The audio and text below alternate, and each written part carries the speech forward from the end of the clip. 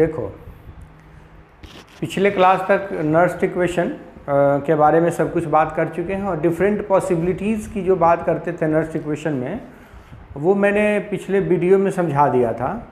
YouTube पे एक video डाल दिया था मैंने, जिसमें नर्स्ट इक्वेशन के डिफरेंट पॉसिबिलिटीज़, अगर स्टैचियोमेट्रिक कोफिशिएंट अलग अलग हुआ, स्टैचियोमेट्रिक कोफिशिएंट का मतलब आप समझ रहे हैं कि जो स्पीशीज हैं रिएक्टेंट और प्रोडक्ट, उनके अगर कोफिशिएंट डिफरेंट है तो नर्स्ट इक्वेशन पर उसका क्या असर होगा, इसके बारे में हम लोग पूरा डिटेल में पढ़ चुके हैं और सारी पॉसिबिलिटीज हम आपको समझा चुके हैं। और उसी नर्स्ट इक्वेशन के साथ साथ इलेक्ट्रोकेमिकल सेल जो टॉपिक था वो कंप्लीट हुआ। नर्स्ट इक्वेशन जो है वो 9वां लेक्चर था, मतलब 9 लेक्चर्स लगे हैं एक टॉपिक को कंप्लीट करने। वो एक टॉपिक ही समझिए उसको, वो जो इलेक्ट्रोड पोटेंशियल और इलेक्ट्रोकेमिकल सेल या गैल्वेनिक सेल जो कहते हैं, सेल रिप्रेजेंटेशन वगैरह वगैरह, वो सब एक टॉपिक का पार्ट है। इस चैप्टर को 4-5 टॉपिक में हम लोग पढ़ते हैं इलेक्ट्रोकेमिस्ट्री को, जिसमें से पहला टॉपिक था वही इलेक्ट्रोकेमिकल सेल, दूसरा टॉपिक इलेक्ट्रोलाइटिक सेल, तीसरा topic conductivity and it's measurement, और 5वां टॉपिक है कोरोजन, 6वां टॉपिक है डिफरेंट टाइप्स ऑफ बैटरीज, और 7वां टॉपिक है फ्यूल सेल। तो ये सब डिफरेंट टाइप्स के टॉपिक है, लेकिन ये टॉपिक जो था वो थोड़ा बड़ा भी था और कंसेप्चुअल भी था। तो नर्स्ट इक्वेशन तक मैंने आपको इलेक्ट्रोड पोटेंशियल निकालने का जो एक ऑप्शनल एक मेथड है, एक इक्वेशन है कि किसी भी कंडीशन में कंसंट्रेशन जितना भी बदल दीजिए, टेम्परेचर जितना भी बदल दीजिए, तो इलेक्ट्रोड पोटेंशियल पर क्या असर होगा, इस बारे में हम लोग पूरा चर्चा कर चुके हैं, समझ चुके हैं। तो आज हम लोगों को एक फ्रेश टॉपिक शुरू करना है और वह टॉपिक है इलेक्ट्रोलाइटिक सेल। डेट हो गया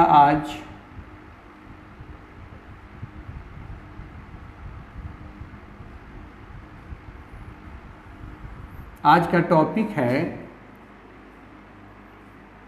electrolytic cell, electrolysis and electrolytic cell. Electrolytic cell, यही टॉपिक हम लोगों को आज पढ़ना है। तो कोई भी टॉपिक बहुत अच्छे से समझने के लिए सबसे पहला कंडीशन है कि इस टॉपिक के बारे में समझें कि इसको पढ़ने की ज़रूरत क्यों है। तो पहले हम लोग ये समझ लेते हैं, और शुरू में भी आपको समझाया हुआ है, जब ये इलेक्ट्रोकेमिस्ट्री शुरू किया था पढ़ाना, उस समय आपको समझाया था इसके बारे में। थोड़ी बहुत बात आपको याद भी होनी चाहिए। उसमें समझाया ये था कि हमारे सामने 2 टाइप के रिएक्शंस होते हैं। एक स्पॉन्टेनियस केमिकल रिएक्शन होते हैं जो अपने आप हो जाते हैं, और उस स्पॉन्टेनियस केमिकल रिएक्शन में जो डेल्टा जी निगेटिव होता है, इट मीन्स हम लोगों को कुछ अवेलेबल एनर्जी मिलती है, उस अवेलेबल एनर्जी का कन्वर्जन हम इलेक्ट्रिकल एनर्जी में करते हैं, और उस तरह के सेल को कहा जाता है इलेक्ट्रोकेमिकल सेल। ठीक इसके दूसरे तरफ हम कुछ नॉन स्पॉन्टेनियस केमिकल रिएक्शन की बात करते हैं। वैसा नॉन केमिकल रिएक्शन जो अपने आप नहीं होता है और जिसको कराने के लिए कोई एक्सटर्नल एजेंसी की ज़रूरत होती है, हम उसको कहते हैं नॉन स्पॉन्टेनियस केमिकल रिएक्शन। और वह एक्सटर्नल एजेंसी अगर इलेक्ट्रिसिटी हुआ, तब हम इस पूरे प्रोसेस को कहेंगे इलेक्ट्रोलाइसिस। और ये पूरा का पूरा जो प्रोसेस है इलेक्ट्रोलाइसिस का, जिस कंटेनर में, जिस वेसल में किया जाएगा, उस वेसल को कहा जाएगा इलेक्ट्रोलाइटिक सेल। इलेक्ट्रोलाइटिक सेल कहा जाएगा। तो हम वही बात यहाँ कहना चाहते हैं कि ये जो केमिकल रिएक्शन था, केमिकल रिएक्शन, उस केमिकल रिएक्शन को मैंने 2 पार्ट में समझाया था आपको। एक पार्ट था स्पॉन्टेनियस, एक टाइप था spontaneous chemical reaction, spontaneous chemical reaction, और दूसरा टाइप था नॉन स्पॉन्टेनियस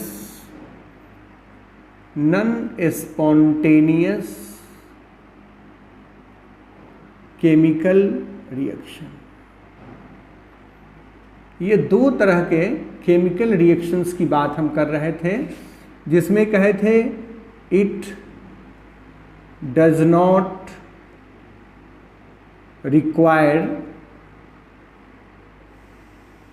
एनी एक्सटर्नल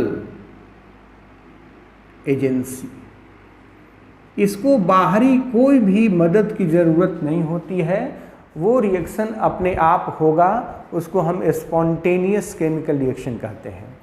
और यह भी कहे थे कि for this delta G is negative and this energy is converted into electrical energy।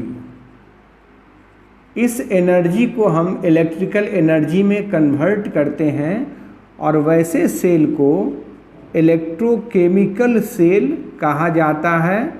और यह बात आपको समझा चुका हूँ, इलेक्ट्रोकेमिकल सेल कहते हैं।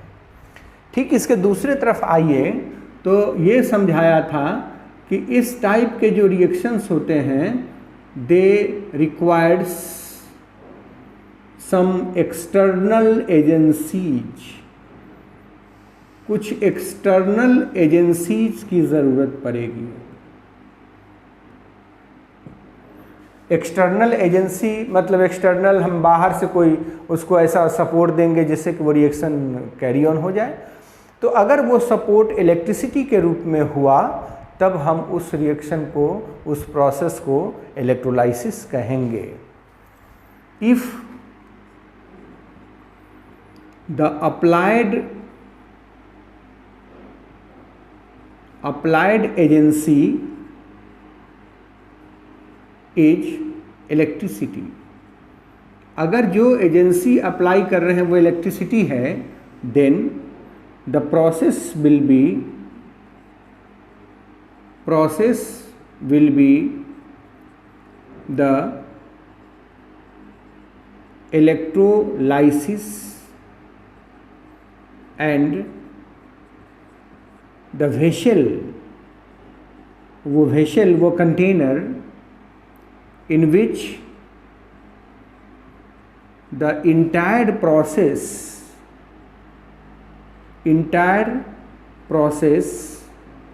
is carried out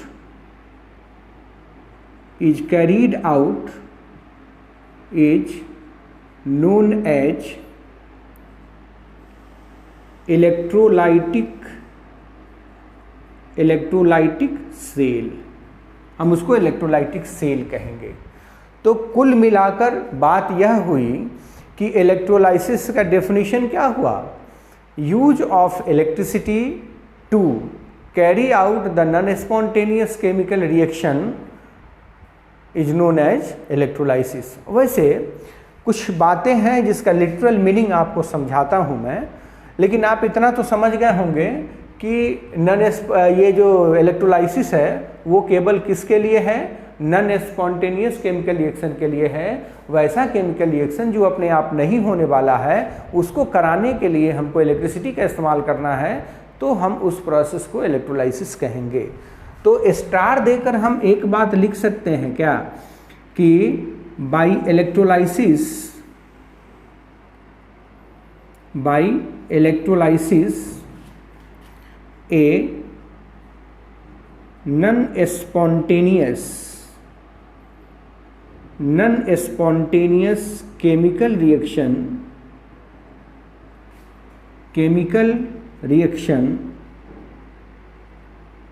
is carried out। Electrolysis के द्वारा नॉन स्पॉन्टेनियस केमिकल रिएक्शन को कैरी आउट करते हैं हम लोग। इतनी बात है यही कि नॉन स्पॉन्टेनियस रिएक्शन है तो उसको हम अगर कराना चाहते हैं तो इलेक्ट्रोलाइसिस कहेंगे। वैसे इलेक्ट्रोलाइसिस का जो मीनिंग है, देखिए इलेक्ट्रोलाइसिस में दो वर्ड आया। इलेक्ट्रोलाइसिस में दो बातें हुई। इलेक्ट्रो का मतलब हुआ इलेक्ट्रिसिटी से, इलेक्ट्रो का मतलब हुआ इलेक्ट्रिसिटी से, और लाइसिस है एक वर्ड इसमें मिला के बनाया है इलेक्ट्रोलाइसिस, जिसका मतलब होता है ब्रेकिंग, ब्रेकिंग। जैसे हाइड्रोलाइसिस, हाइड्रोलाइसिस का मतलब होता है किसी कंपाउंड को तोड़ देना वाटर की मदद से, या पाइरोलाइसिस, पाइरोलाइसिस का मतलब होता है किसी भी कंपाउंड को ब्रेक कर देना हीट की मदद से, या यहाँ इलेक्ट्रोलाइसिस है तो किसी भी कंपाउंड को तोड़ देना इलेक्ट्रिसिटी की मदद से। तो इलेक्ट्रोलाइसिस का लिटरल मीनिंग हो गया कि breaking of a compound,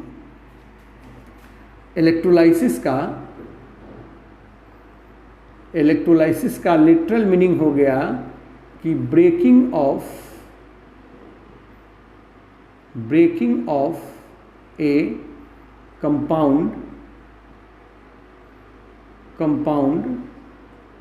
by the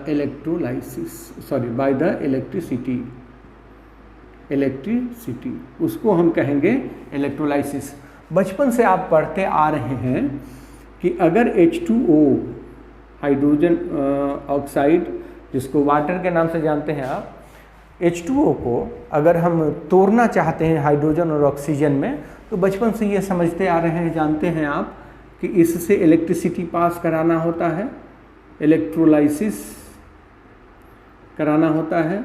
H+ या OH- के प्रेजेंस में तो बनता है hydrogen gas, H2 gas plus O2 gas, यही तो होता है।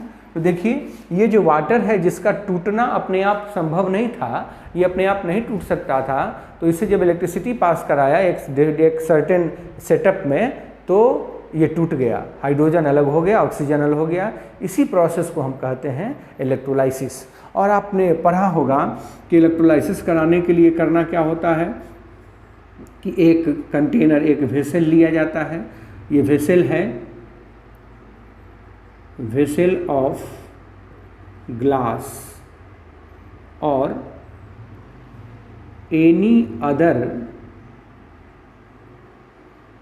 बैड कंडक्टर, जो इंसुलेटर होगा उसका हम ये बैड कंडक्टर मटेरियल का हम एक ग्लास ले लेते, एक वेसल ले लेते हैं, और इसमें भर दिया है पानी, जिसका इलेक्ट्रोलिसिस कर रहे हैं हम। इसमें भर दिए थे पानी, H2O भर दिया, और इसमें थोड़ा सा मिला दिया एसिड चाहे बेस, एसिड या बेस मिला दिया। उसका कारण बताता हूँ, आपने पढ़ा होगा बचपन से कि जो प्योर वाटर होता है वो इलेक्ट्रिसिटी का इंसुलेटर होता है। प्योर वाटर से इलेक्ट्रिसिटी पास नहीं कर सकता है, ये हम लोग जानते हैं। तो जब इलेक्ट्रिसिटी पास नहीं करेगा तो इलेक्ट्रोलाइसिस होगा ही नहीं। तो इसलिए है चूँकि इलेक्ट्रिसिटी पास करे उससे, इसलिए हम उसमें थोड़ा सा आयंस डाल देते हैं। वो आयंस H+ या OH- के रूप में डाला जा सकता है, और हमने वही किया है यहाँ। H+ या OH- डाला है, और इसमें 2 रॉड, मेटल के रॉड डाले जाते हैं, 2 मेटल के रॉड डाले जाते हैं, और ये मेटल के रॉड्स जो है वो इलेक्ट्रोड्स कहे जाते हैं। इनको हम बैटरी के निगेटिव टर्मिनल से जोड़ देंगे और इसको बैटरी के पॉजिटिव टर्मिनल से जोड़ देंगे। इन मेटेलिक प्लेट को, ये हुआ मेटेलिक प्लेट, जिस मेटेलिक प्लेट को इलेक्ट्रोड कहा जाएगा। ध्यान से समझिए इसका प्रोसेस, सारे स्टेप बाय स्टेप। और ये जो प्लस और माइनस मैंने लिखा है, ये है टर्मिनल्स ऑफ बैटरीज। जो बाहर से 12 वोल्ट का बैटरी लगाएंगे, जितना भी वोल्ट का बैटरी लगाएंगे वो बैटरी का टर्मिनल हुआ। तो बैटरी के टर्मिनल से इसको जोड़ दिया है, और ये हुआ ग्लास का एक टब, और इसमें पानी रख दिया। और इस पानी को रखने के बाद ऑन पासिंग इलेक्ट्रिसिटी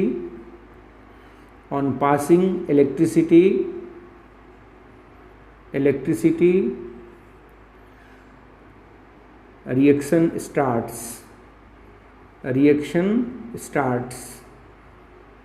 स्टार्ट्स। तो और तब जब रिएक्शन होगा, H2O यहाँ लिक्विड लिया है, और क्या क्या किया ये आप समझ रहे हैं, और इससे इलेक्ट्रिसिटी पास कराया और तब हमको मिलता है हाइड्रोजन गैस और प्लस ऑक्सीजन गैस। ये हुआ इलेक्ट्रोलाइसिस जो आप बहुत पहले से देखते आ रहे हैं। यहाँ पर एक सबसे कंसेप्चुअल बात यह है जो शुरू में मैंने बताया था कि ये जो इलेक्ट्रोड है, दो मेटेलिक रॉड जो मैंने डाला, उसमें से एक मेटेलिक रॉड होगा एनोड और दूसरा मेटेलिक रॉड होगा कैथोड। अब यहाँ तो हमने ये देखना होगा ना कि एनोड कौन है और कैथोड कौन है। तो आप जानते हैं हमने शुरू में आपको आगाह करा दिया था कि कभी भी हम एनोड और कैथोड उसके चार्ज के बेसिस पर डिसाइड नहीं कर सकते हैं। जैसे बैटरी के पॉजिटिव टर्मिनल से जुड़ा हुआ इसलिए इसको एनोड या कैथोड कह दोगे, ऐसा नहीं हो सकता है।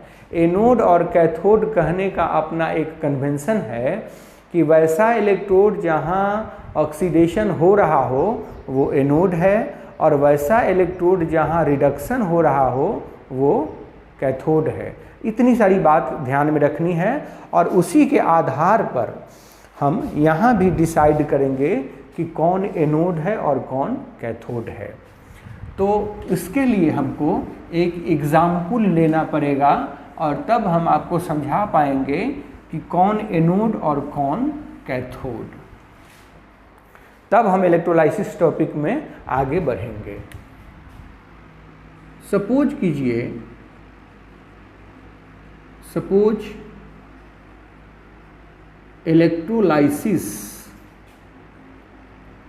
Electrolysis of NaCl molten. यहाँ हम जो मोल्टेन लिखे हैं इसका अपना एक मीनिंग है।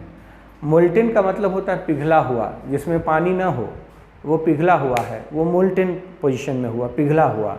और अगर पानी डाल दोगे तो सोल्यूशन बन जाएगा, उसको कहेंगे एक्वस सोल्यूशन। तो हम यहाँ एक्वस सोल्यूशन नहीं ले रहे हैं, हम ले रहे हैं मोल्टेन NaCl, जो पिघला हुआ NaCl है। तो मोल्टेन NaCl लेना है हमको। तो देखिए हमको करना क्या है, एक बड़ा सा टब ले लेना है, वेसल ले लेना है जिसको इलेक्ट्रोलाइटिक सेल कहते हो, इलेक्ट्रोलाइटिक टब कहते हो। Vessel known as the electrolytic tub और इलेक्ट्रोलाइटिक सेल, जो भी कहना है कहिए। और इसमें भर देना है मोल्टेन NaCl। इसमें क्या भरा मैंने, मोल्टेन NaCl भर दिया। इसमें दो इलेक्ट्रोड प्लेटिनम का रॉड इसमें डालते हैं। प्लेटिनम का रॉड क्यों डालते हैं ये बाद में क्लियर हो जाएगा, लेकिन अभी हम प्लेटिनम का रॉड यूज कर रहे हैं। और इस प्लेटिनम के रॉड में इसको बैटरी के निगेटिव टर्मिनल से जोड़ा है और इसको बैटरी के पॉजिटिव टर्मिनल से जोड़ा है। अभी तक हमको यह नहीं मालूम है कि कौन एनोड है और कौन कैथोड है, हमको ये पता नहीं है। हम यही तो डिसाइड करने वाले हैं कि एनोड कौन है और कैथोड कौन है। तो चलिए हम लोग डिसाइड करते हैं इसको। तो जैसे ही आप करंट पास कीजिएगा, ऑन पासिंग करंट, जैसे ही स्विच ऑन करिएगा इसका, मूवमेंट ऑफ आयंस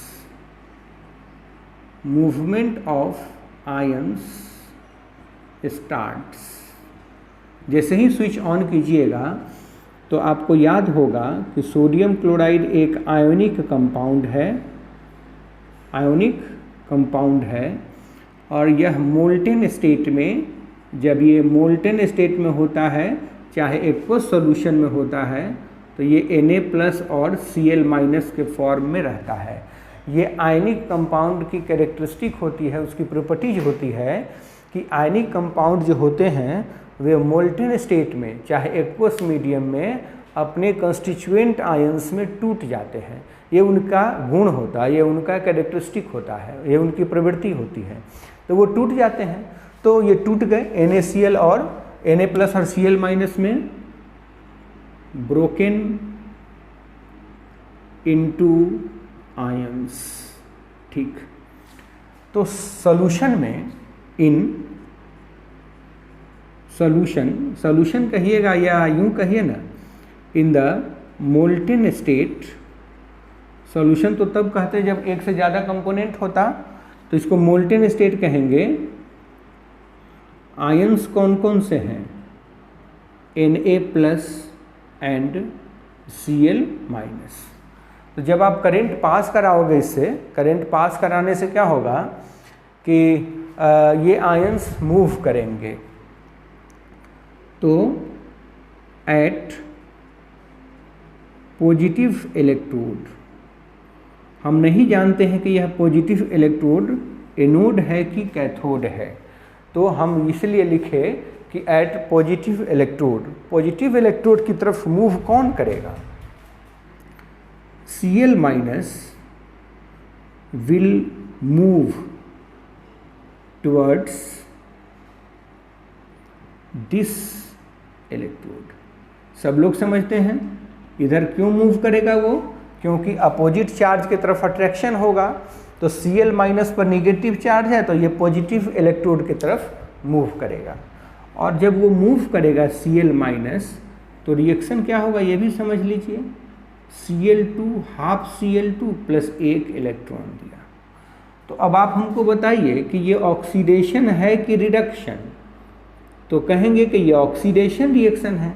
तो चूंकि ऑक्सीडेशन रिएक्शन हुआ यहाँ, हेंस पॉजिटिव इलेक्ट्रोड जो पॉजिटिव टर्मिनल से जुड़ा हुआ है वो काम कर रहा है किस तरह से? एनोड की तरह। इसका मतलब ये जो हमारा इलेक्ट्रोड है वो एनोड है। अब हम समझ गए कि जो पॉजिटिव इलेक्ट्रोड है, जो पॉजिटिव टर्मिनल से जुड़ा हुआ है, वह कैसा काम कर रहा है? एनोड की तरह, वह एनोड हुआ।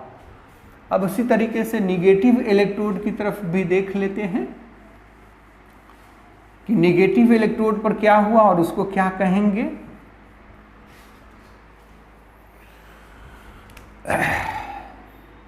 Eight negative electrode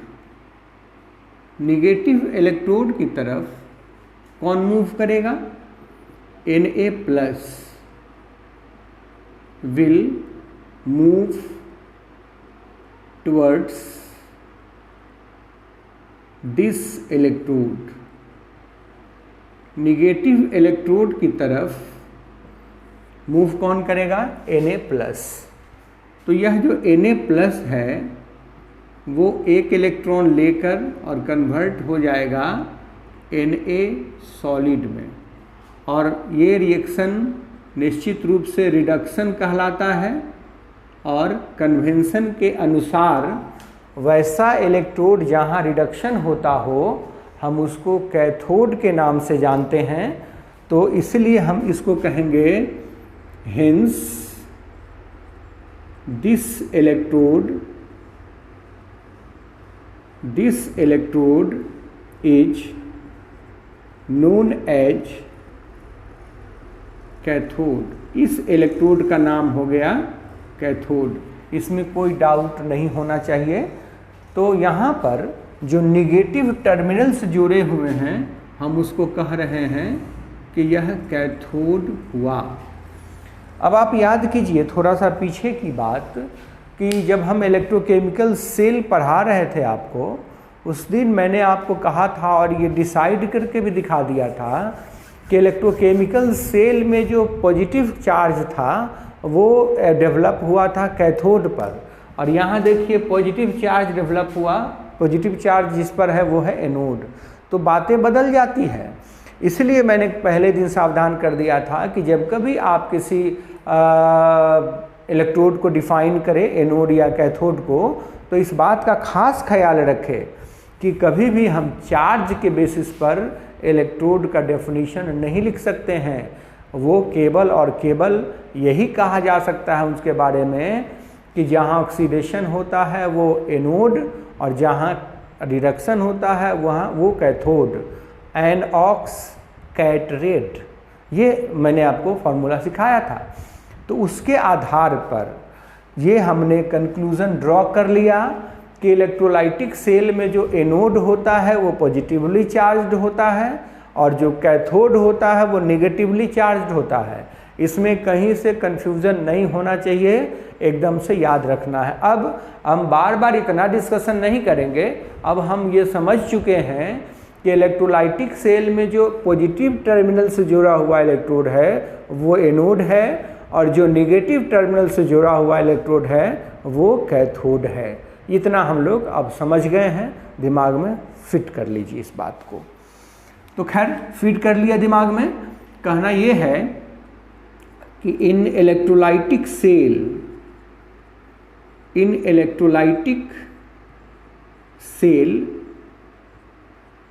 the anode is positively charged and cathode is negatively charged। Cathode जो होता है वो निगेटिवली चार्ज होता है, while in the electrochemical cell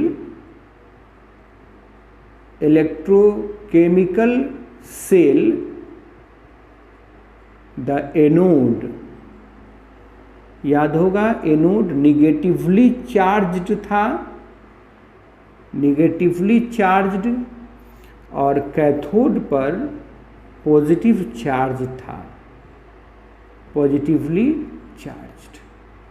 ये सारी बातें हम लोग ये तो कर चुके थे और ये आज डिस्कस किया इलेक्ट्रोलाइटिक सेल में।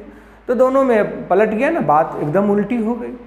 तो इतना ध्यान में रखना है कि जहाँ ऑक्सीडेशन होता है वो एनोड, जहाँ रिडक्शन होता है वो कैथोड, वगैरह वगैरह। अब ये इलेक्ट्रोलाइसिस की कहानी हुई। इलेक्ट्रोलाइसिस का मैंने एक एग्जाम्पल के साथ आपको दिखाया है कि इलेक्ट्रोलाइसिस जब करेंगे तो उसमें प्रोसेस क्या है, स्टेप्स क्या है। स्टेप्स एक बार फिर से सुन लीजिए। इलेक्ट्रोलाइसिस में क्या होता है कि जिस कंपाउंड का हमको इलेक्ट्रोलाइसिस करना है उस कंपाउंड का एक्वस सॉल्यूशन या मोल्टेन स्टेट, मतलब उसको इलेक्ट्रोलाइट बनाकर और हम भर देते हैं एक कंटेनर में, एक वेसल में। उसमें 2 मेटालिक रॉड डाल देते हैं और उन मेटालिक रॉड्स को हम इलेक्ट्रिसिटी से जोड़ देते हैं तो करंट पास कराते हैं, रिएक्शन शुरू हो जाता है। वो जो मेटालिक रॉड है उन्हीं मेटालिक रॉड्स को इलेक्ट्रोड कहा जाता है। देखिए फिर यहाँ एक बात आ गई, फिर से डेफिनेशन वही है। इलेक्ट्रोड जो है वो मेटालिक रॉड है जो आयंस के कांटेक्ट में है, या तो अपने आयंस के कांटेक्ट में हो, नहीं तो दूसरे आयंस के कांटेक्ट में, लेकिन आयंस के कांटेक्ट में वो है। तो यहाँ पर वही इलेक्ट्रोड हुए एनोड और कैथोड, और उन एनोड और कैथोड का डेजिग्नेशन, क्लासिफिकेशन कैसे करते हैं ये मैंने आपको दिखा दिया, समझा दिया है। आशा करते हैं कि ये आपको समझ में आ गया होगा। और ये हमेशा याद रखिएगा कि इलेक्ट्रोलाइटिक सेल का anode positively charge, cathode negatively charged.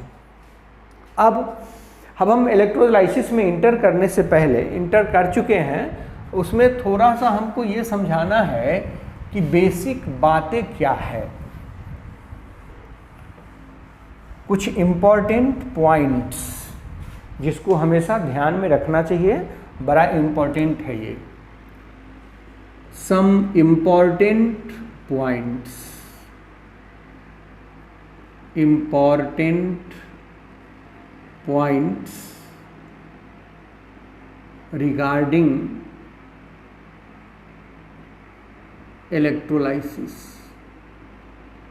Electrolysis से रिलेटेड कुछ कहानी आपको सुननी होगी, समझनी होगी।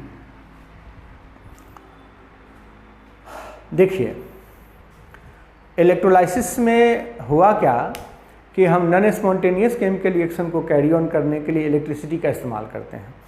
तो इलेक्ट्रिसिटी 2 तरह का आप जानते हैं, एक अल्टरनेटिंग करंट और एक डायरेक्ट करंट। 2 तरह के इलेक्ट्रिसिटी की बात हम करते हैं।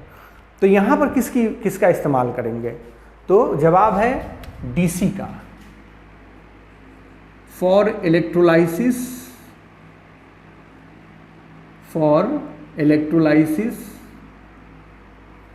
always DC is used। हमेशा डीसी का इस्तेमाल किया जाएगा। एसी से कभी भी इलेक्ट्रोलाइसिस नहीं हो सकता है। उसका कारण मैं समझा देता हूँ। अगर आप थोड़ा सा भी उसके बारे में ज्ञान रखते हैं, नॉलेज रखते हैं, जानकारी रखते हैं, तो याद होगा कि डीसी का मतलब हुआ कि जिसमें पोलैरिटी फिक्स्ड होती है, डायरेक्ट करंट। जैसे बैटरी जो हुआ 12 वोल्ट का बैटरी इन्वर्टर वाला, उसमें पॉजिटिव टर्मिनल से जोड़िएगा तो वो टर्मिनल फिक्स है, दोनों के टर्मिनल फिक्स है। लेकिन एसी अल्टरनेटिंग करंट में हमारे इंडिया में जो इस्तेमाल होता है, आप देखे होइएगा उसका रेटिंग लिखा रहता है कि 220 वोल्ट और 50 हर्ट्ज उसकी फ्रीक्वेंसी लिखी हुई रहती है। इसका यह मतलब हुआ कि एसी करंट जो है, अल्टरनेटिंग करंट, उसमें पोलैरिटी मतलब प्लस और माइनस 50 बार बदल जाता है 1 सेकेंड में। तो वहाँ पोलैरिटी फिक्स नहीं है, तो वहाँ ना कोई एनोड हो पाएगा ना कोई कैथोड हो पाएगा, तो वहाँ रिएक्शन ही नहीं हो पाएगा। इसीलिए हम लोग हमेशा इस बात का ख्याल रखते हैं कि जब कभी इलेक्ट्रोलाइसिस कराना हो तो डीसी का इस्तेमाल करिए, एसी से इलेक्ट्रोलाइसिस कभी नहीं हो सकता है। तो मैं यहाँ ये बात लिख देता हूँ, as in DC the polarity is fixed, so one electrode is anode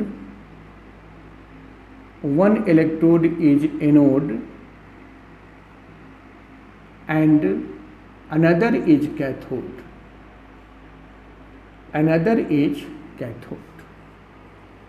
एक एनोड है और दूसरा कैथोड है, तो रिएक्शन होगा। लेकिन बट इन एसी में the polarity changes 50 times in a second। 1 second में 50 बार उसकी पोलैरिटी बदल जाएगी। उसकी रेटिंग रहती है 50 हर्ट्ज की।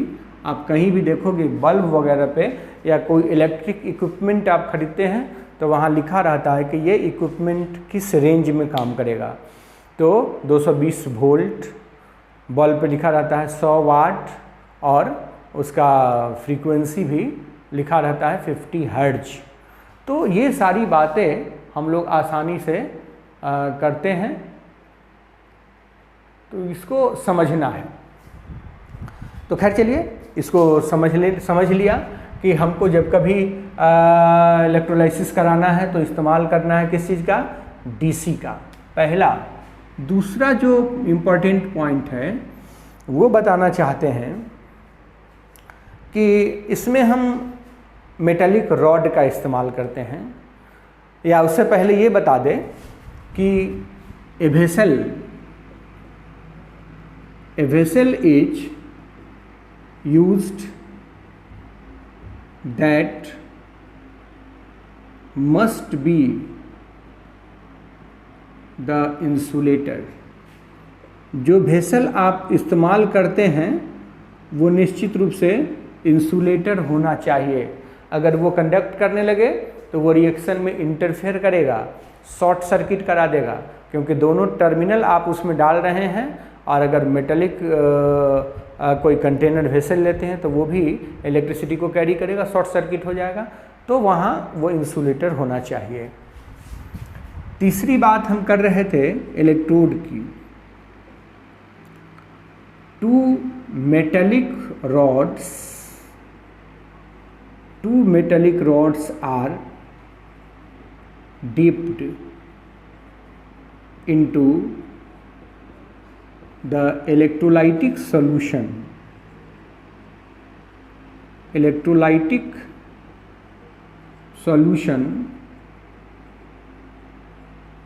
taken in the vessel। ये जो वेसल है, वेसल मतलब वो कंटेनर, उस कंटेनर में जो इलेक्ट्रोलाइटिक सॉल्यूशन हमने भरा उस इलेक्ट्रोलाइटिक सोल्यूशन में दो मेटेलिक रॉड डालते हैं और उस मेटेलिक रॉड को कहा क्या जाता है, नोन एज इलेक्ट्रोड। उस मेटेलिक वेसल को उस मेटेलिक रॉड को इलेक्ट्रोड कहा जाता है। तो बड़ा सिंपल सा बात हुआ कि इलेक्ट्रोड उसको कहते हैं, पहले से बात कर रहे हैं। लेकिन यहाँ पर कहना है कि ये जो इलेक्ट्रोड है वो दो तरह के होते हैं, एनोड और कैथोड नहीं, वो तो होते ही हैं। यहाँ दो डिफरेंट टाइप के इलेक्ट्रोड्स इस्तेमाल हम लोग करते हैं। अब वो इलेक्ट्रोड है एक रिएक्टिव इलेक्ट्रोड और एक इनर्ट इलेक्ट्रोड। हमको ये पहचानने आना चाहिए कि कौन सा इलेक्ट्रोड रिएक्टिव है और कौन सा इलेक्ट्रोड इनर्ट है, ये हमको पहचानने आना चाहिए। Two types of electrodes are used। दो तरह के इलेक्ट्रोड्स इस्तेमाल किए जाते हैं, एक रिएक्टिव इलेक्ट्रोड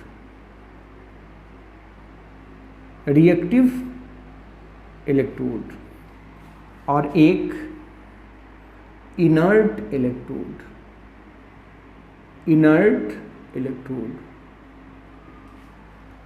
इसको समझना बहुत ज़रूरी है, क्योंकि आपको कभी कभी देखिएगा लिखा रहता है कि find the product of electrolysis when copper sulphate is electrolysed using copper rod and the copper sulphate is electrolysed using platinum rod.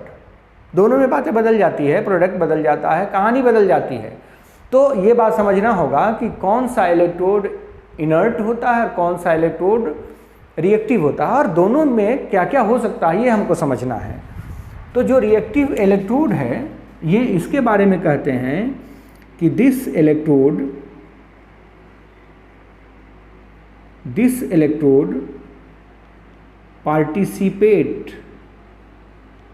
Participate in the reaction. ये रिएक्शन में भाग लेगा। तो ठीक है, भाग तो लेगा, रिएक्टिव नाम ही है तो भाग लेगा, लेकिन होगा कौन? उसके लिए कहा जाता है कि वैसा मेटालिक रॉड जिसके आयन सॉल्यूशन में नहीं है पहले से, वो मेटालिक रॉड इनर्ट कहलाता है, और वैसा मेटालिक रॉड जिसके आयन सॉल्यूशन में उपस्थित हैं वो रिएक्टिव इलेक्ट्रोड कहलाता है। तो हम ये कह सकते हैं कि the metallic rod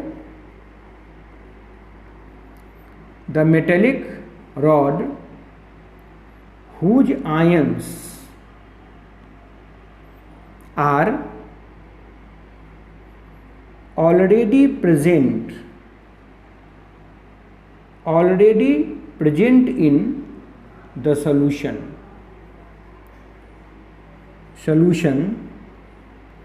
are the reactive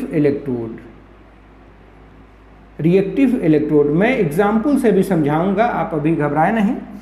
उसको रिएक्टिव इलेक्ट्रोड कहते हैं। पहले ये समझ लीजिए, थ्योरेटिकल बात समझ लीजिए कि अगर हम वैसा मेटालिक रॉड इस्तेमाल कर रहे हैं जिसके आयंस पहले से ही सॉल्यूशन में उपस्थित हैं, जैसे कहता है कि कॉपर सल्फेट का इलेक्ट्रोलाइसिस कीजिए यूजिंग कॉपर इलेक्ट्रोड, तो आप समझ गए होंगे कॉपर सल्फेट में कॉपर प्लस प्लस है और हम उसमें इलेक्ट्रोड भी डाल रहे हैं कॉपर, तो निश्चित रूप से कॉपर कैसा बिहेव करेगा, रिएक्टिव इलेक्ट्रोड की तरह। वैसे ही इसके उल्टा इनर्ट इलेक्ट्रोड का मतलब हुआ they do not participate in the reaction. वो रिएक्शन में भाग नहीं लेगा।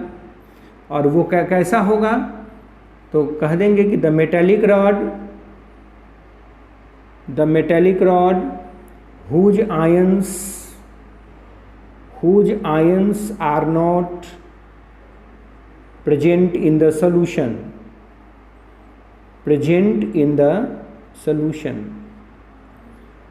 जिसके आयन सॉल्यूशन में प्रेजेंट नहीं हो, हम वैसे इलेक्ट्रोड को कहेंगे कि वो इनर्ट इलेक्ट्रोड है, वो रिएक्शन में भाग नहीं लेगा।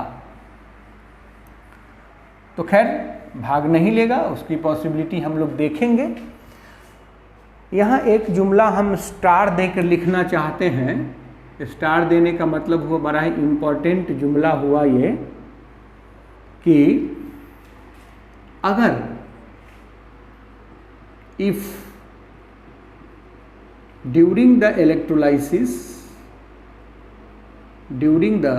Electrolysis any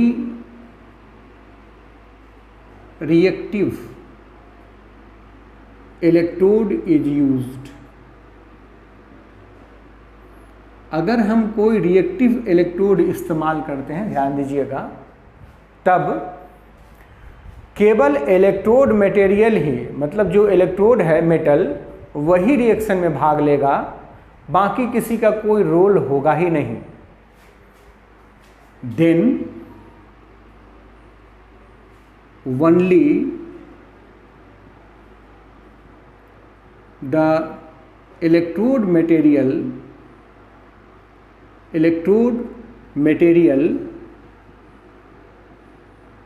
will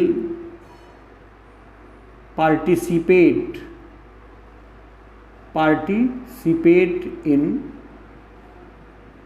the chemical reaction, या इलेक्ट्रोलाइटिक रिएक्शन कहिए ना, इलेक्ट्रोलाइटिक रिएक्शन भी केमिकल रिएक्शन ही है।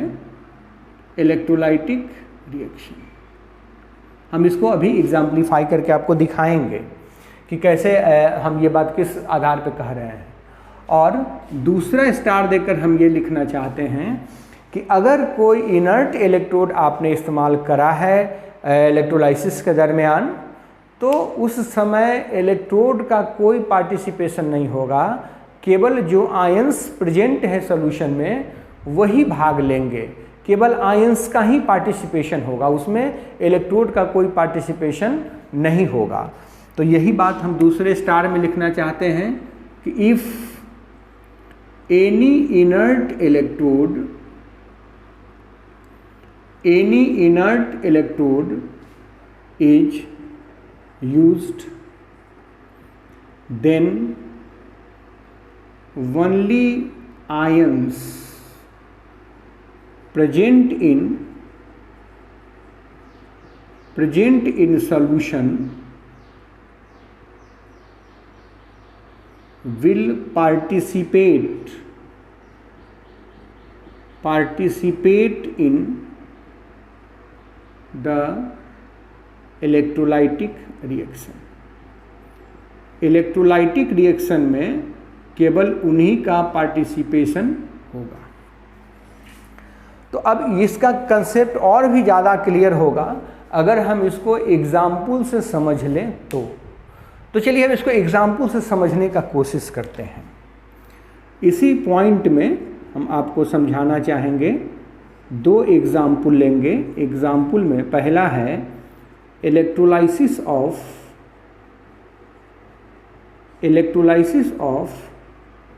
Copper sulphate using copper electrode.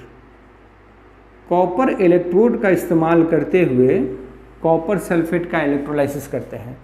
तो क्या होता है हम ये देखना चाहते हैं। तो क्या करना पड़ेगा हमको, एक बड़ा सा वेसल लेना पड़ेगा। इस वेसल में कॉपर सल्फेट का मोल्टेन सॉल्यूशन भर देना है। ये मोल्टेन कॉपर सल्फेट भर दिया और इसमें हम डाल रहे हैं कॉपर रॉड। इसमें डाल रहे हैं कॉपर का रॉड डाल दिया। इसको बैटरी के नेगेटिव टर्मिनल से इसको बैटरी के पॉजिटिव टर्मिनल से जोड़ा और आपको कह दे कि ये कॉपर का ही बना हुआ रॉड है, कॉपर का रॉड है और इसमें कॉपर सल्फेट डाले हुए हैं। और जब इलेक्ट्रिसिटी पास करेंगे तो क्या होगा, बड़ा ही मज़ेदार है। देखिएगा तुरंत कैसे बदल जाता है प्रोडक्ट। इसमें हमने डाला है कॉपर सल्फेट और दो रॉड डाल दिया, जो रॉड कॉपर का रॉड है। तो आयंस कौन कौन से हैं? Ions are copper plus plus and SO4 minus minus. इससे कोई मतलब नहीं। Here we use copper electrode. तो यहाँ पर जो कॉपर इलेक्ट्रोड आप इस्तेमाल किया आपने, तो ये कॉपर प्लस प्लस तो उसमें है, इसका मतलब हुआ कि ये कॉपर इलेक्ट्रोड रिएक्टिव इलेक्ट्रोड की तरह काम करेगा, which behaves as the reactive electrode, जो एक रिएक्टिव इलेक्ट्रोड की तरह बिहेव करेगा निश्चित रूप से। तो मैंने यहाँ लिखा है कि अगर रिएक्टिव इलेक्ट्रोड आप लेते हो तो केवल इलेक्ट्रोड का ही पार्टिसिपेशन होगा, उसमें आयंस का कोई पार्टिसिपेशन नहीं होगा। तो यहाँ लिखता हूँ reaction at anode, reaction at anode. Anode का मतलब हुआ पॉजिटिव इलेक्ट्रोड, ये एनोड। तो एनोड पर ऑक्सीडेशन होता है, तो ये जो कॉपर रॉड हुआ, कॉपर का रॉड सॉलिड, ये ऑक्सीडाइज होगा, copper plus plus plus 2 electrons देगा। आप जानते हैं कि एनोड पर ऑक्सीडेशन होता है, तो ऑक्सीडेशन करा दिया मैंने, ये ऑक्सीडेशन हुआ, और ऑक्सीडेशन होने के बाद ये कॉपर का जो रॉड था वो कॉपर प्लस प्लस में टूटा और 2 इलेक्ट्रॉन दिया। Reaction at cathode. अब यही जो कॉपर प्लस प्लस निकला, ये सॉल्यूशन में जाके पहुंच गया कहाँ? कैथोड पर। कैथोड पर रिडक्शन होता है, copper plus plus plus 2 electrons, और यह मिलके बना देगा कॉपर सॉलिड। देखो इसमें जो आयंस प्रेजेंट है सॉल्यूशन में उसका कोई रोल नहीं है। रोल किसका है? केवल इलेक्ट्रोड का। ये टूटा और यहाँ के जमा हो गया। केवल होगा क्या कि जो एनोड है वो धीरे धीरे दुबला होता जाएगा, पतला होता जाएगा, क्योंकि उस पर से कॉपर झरझर के निकलेगा और इस पर जाके डिपॉजिट होगा, मतलब कैथोड हमारा मोटा होता जाएगा। तो हम ये कहेंगे कि finally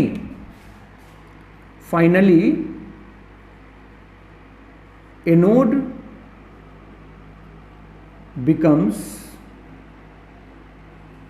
thicker and cathode becomes thinner। Thinner मतलब पतला हो जाएगा। अब यहाँ ये समझना है कि ऐसा प्रोसेस आपने देखा होगा, सुना होगा कभी, कि अगर हमको कॉपर को प्यूरिफाई करना हुआ तो जो इम्प्योर कॉपर का रॉड है हम उसका एनोड बना देंगे और जो प्योर कॉपर है उसका कैथोड बना देंगे। तो क्या होगा, इसमें से जो भी कॉपर होगा, जो भी प्योर कॉपर होगा वो सब निकल के यहाँ जमा हो जाएगा और इस पर जो इम्प्यूरिटीज होंगी वो बच जाएंगी। मतलब इस तरह के इलेक्ट्रोलाइसिस का इस्तेमाल मेटल के प्यूरिफिकेशन में किया जाता है। मेटल का प्यूरिफिकेशन हम लोग इस मेथड से करते हैं, इलेक्ट्रोलाइटिक मेथड से। बस 5 मिनट का और काम है हमको, हम दूसरा पॉसिबिलिटी समझा देते हैं। या आपको इलेक्ट्रोप्लेटिंग, जैसे चांदी की अंगूठी को सोने में बदलना है, कहने का मतलब हुआ कि सोने का उस पर हमको इलेक्ट्रोप्लेटिंग करना है, तो करना क्या होगा, चांदी का कैथोड एक तार में बांध के चांदी की अंगूठी को कैथोड बना देंगे, सोने का गोल्ड क्लोराइड का यहाँ इलेक्ट्रोलाइट लेंगे और सोने का एनोड बनाएंगे, एक रॉड, गोल्ड का रॉड का एक एनोड बनाएंगे, इलेक्ट्रिसिटी पास करेंगे, यहाँ से गोल्ड निकलेगा और जाके चांदी के अंगूठी पे जमा हो जाएगा, डिपॉजिट हो गया। तो इस तरह के टेक्निक का इस्तेमाल इलेक्ट्रोप्लेटिंग में, this type of electrolysis is used in the purification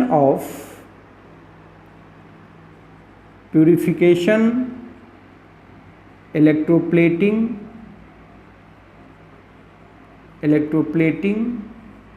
of metals etc। इसका इस्तेमाल वहाँ करते हैं। और दूसरी पॉसिबिलिटी जो कह रहे थे, झट से आपको बता दें कि electrolysis of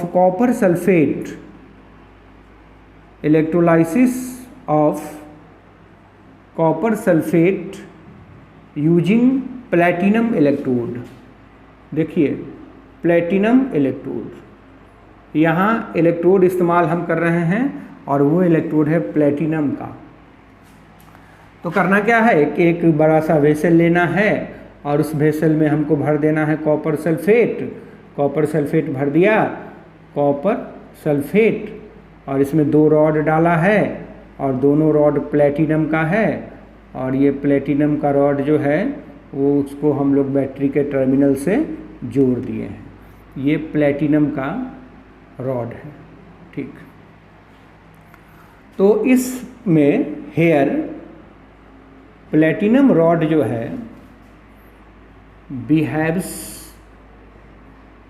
like the inert electrode, यहाँ वह इनर्ट इलेक्ट्रोड के रूप में काम करेगा। So only ions will participate in reaction, तो रिएक्शन में भाग लेगा केवल आयंस। तो चलिए आयंस को हम भाग लेने देते हैं। अब इलेक्ट्रोड का कोई पार्टिसिपेशन होना ही नहीं है, केवल आयंस भाग लेंगे। तो आयंस कौन कौन से हैं ये भी हम लोग जानते हैं। आयंस आर, कौन कौन से आयंस हैं? Copper plus plus and SO4 minus minus, ठीक है। अब रिएक्शन होगा जब आप करंट पास कराएंगे, ऑन पासिंग करंट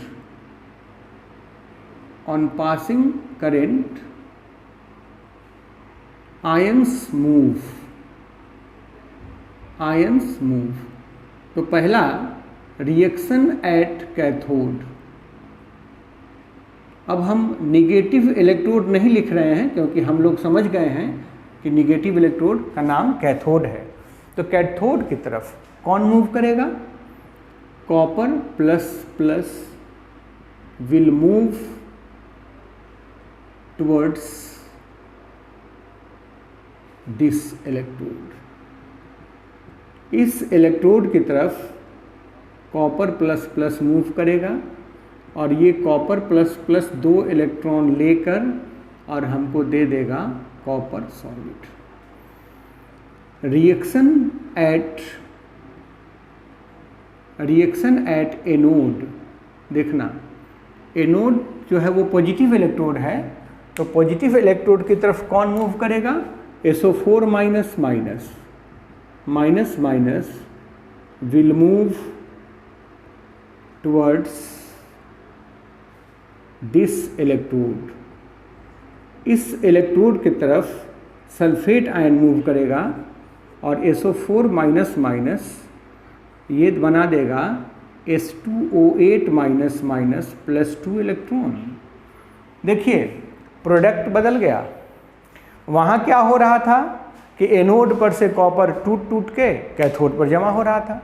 यहाँ क्या हो रहा है कि कैथोड पर तो कॉपर मिला यहाँ भी, लेकिन एनोड पर का प्रोडक्ट बदल गया। यहाँ जो आयंस हैं वो भाग लेंगे इलेक्ट्रोलाइटिक रिएक्शन में।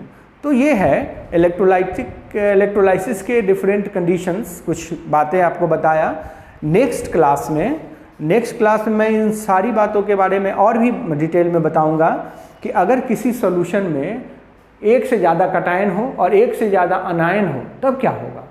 वो बड़ा कंसेप्चुअल है, उसके बारे में हम लोग नेक्स्ट क्लास में बात करेंगे।